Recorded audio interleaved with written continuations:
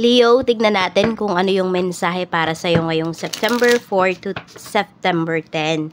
Keep in mind na ito ay general reading lamang, so hindi lahat ay makaka-relate, so be open-minded.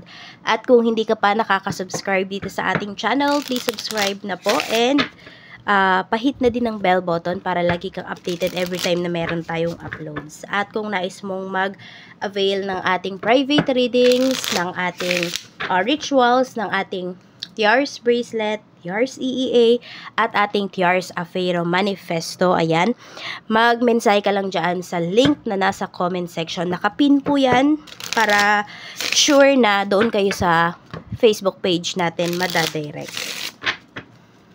Tignan natin.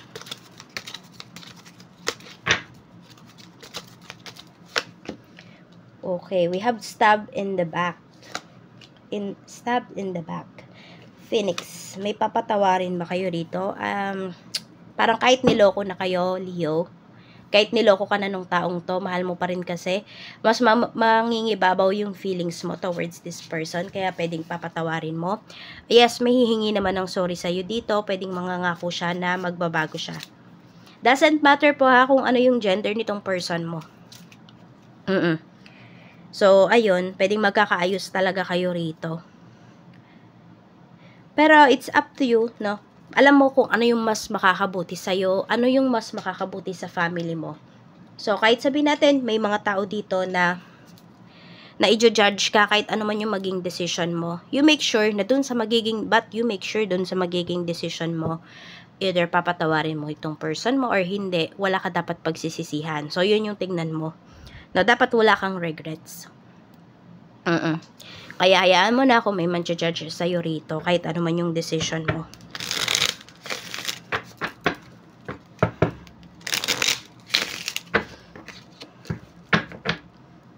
Sa friends mo naman, we have King of Cups, Four of Swords, and Queen of Cups. Meron ka ba ditong kaibigan na hindi ko alam kung kaibigan mo to, ano ba yung tawag doon? Schoolmate mo, ganyan. Mukha kasing merong may gusto sa'yo rito. Na isang kaibigan, ayan, magme-message siya sa'yo this week. And actually, parang ang tagal pinag-isipan ng taon to kung magme-message ba siya or hindi. Ayan po. So, kung meron dito, kung hiwalay nga kayo ng person mo, no, kung di pa kayo okay, baka may umextra dito sa inyong relationship. Tignan mo kung sino yon. Yung tao kasi na yon, kahit sino man yan, could be your friend, classmate, schoolmate, matagal na yung may gusto sa'yo.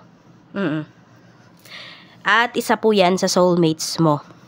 Kaya magiging magaan yung usapan po ninyo. Kahit sabihin natin, ngayon lang ulit naman kayo nagkausap ng taong to, pero parang, di ba, ang gaan ng pakiramdam mo. Ayan, soulmate kasi yung, yung namamagitan sa inyo. Soul family mo siya. Tingnan natin, pagdating naman sa family mo. Knight of Cups, Nine of Cups, at meron tayo ditong Three of Cups. So, ayan, masaya naman yung pinapakitang energy dito in terms of family. Mukhang okay na okay naman kayo ng family mo, Leo. Wala namang dito, walang bad blood, wala namang mga away. Ngayong week na to, puro masaya lang yung pinapakita na energy. Actually, may kasiyahan nga rin dito. I don't know kung merong may birthday, merong nagpa-house blessings. Yan, basta yan, or may na-promote sa trabaho na family members. Basta masaya lang. Ayan, maganda yung energy sa family mo this week. Check natin sa travel naman. If may travel yung iba sa inyo, we have the Hierophant. Some of you po, yung travel na pinapakita rito is travel because of work. Ayan. Eight of Cups. Pwedeng kayo yung ipapadala. Pwedeng, pinamimilian pa kung sino talaga, pero mas malaki yung chance na kayo po ay mapadala sa ibang lugar or sa ibang bansa because of your trabaho. At kung may travel naman kayo rito, ayun nga, may travel dito, pwedeng may pupuntahan kayo talaga na kasiyahan. Meron ding pinapakita dito, magta-travel because of trainings. So, maganda naman ang pinapakita. Safe naman yung ano ninyo, pag-travel po ninyo. Tingnan natin, wala namang delays din na pinapakita rito. Sa health mo naman, kamusta? We have Ace of Swords. So, some of you, pwedeng ayan, kasi truth ito eh. This is about communication. So, yung iba po sa inyo, ayan, pwedeng malat din kayo. Pwedeng ubuhin. So, season kasi, diba? We have the Empress. Meron bang buntis dito? So, pwedeng ngayong week, malaman nyo po na buntis kayo. Ayan. Meron din naman, pwedeng manganganak. Okay? So, yun yung pinapakita dito na energy. May masi-CS. Pwedeng CS to. Tignan natin. Okay, kung hindi naman kayo buntis at di naman kayo mabubuntis kasi lalaki kayo. May mga nagko-comment na ganyan. So, pwede po na merong bukol sa tummy area ninyo. Or lagi bang masakit yung tummy area ninyo, yung stomach ninyo. So, watch out ngayong week na to, ha? At kung kailan man yan sumasakit or napapadalas ba yung pagsakit niyan, pa-check up na po kayo. Baka iba na yan. Hindi ko kayo tinatakot, pero that's reality. Pwede talagang mangyari yun. Basta may nararamdaman kayo bandang tiyan, pa-check up nyo po yan. Pa-ultrasound kayo. Ganun. Sa kaperahan mo, kamusta? We have the Star. 5 of Wands. May tumututol dito na, I don't know, kung meron kang gustong bilhin, Leo, may tumututol sa'yo. Temperance. Mukhang matagal mo na nga itong pinapangarap eh.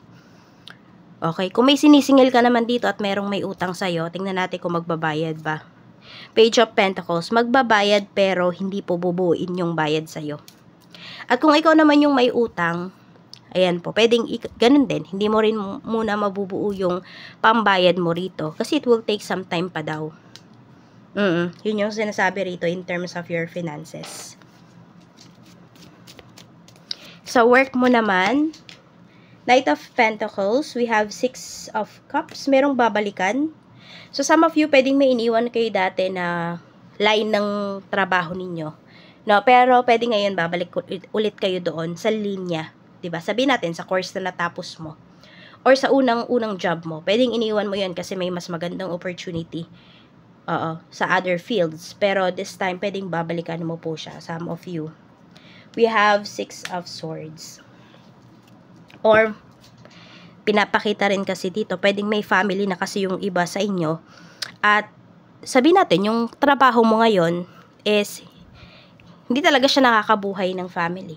I mean, pang single lang yung kinikita po ninyo. So, ito, magsasacrifice talaga yung iba sa inyo. Maghahanap kayo ng trabaho. Pwede ngang sa malayong lugar talaga to.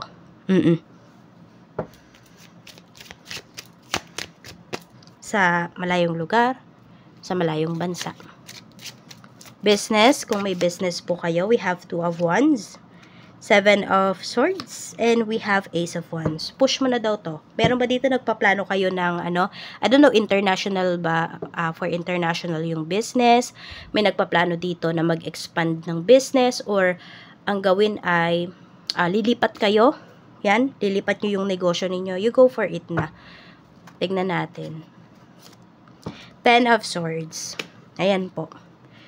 Mukhang ang dami nang nangyari dito sa lugar, kung ano man yan, kung nasaan ka man ngayon. So, kung magkakapag-decide kayo this week, hanap na po kayo. Or, kung hindi man, kung hindi pa man kayo aalis this week, hanap na kayo ng malilipatan po ninyo. I don't know kung matatapos na kasi yung contract ninyo dun sa, kung nagre-renta kayo ng place. So, medyo maapektuhan yung business ninyo this week. So, ayan lang po ang mensahe para sa'yo. Leo, maraming salamat. Mag-iingat ka. And more blessings to come.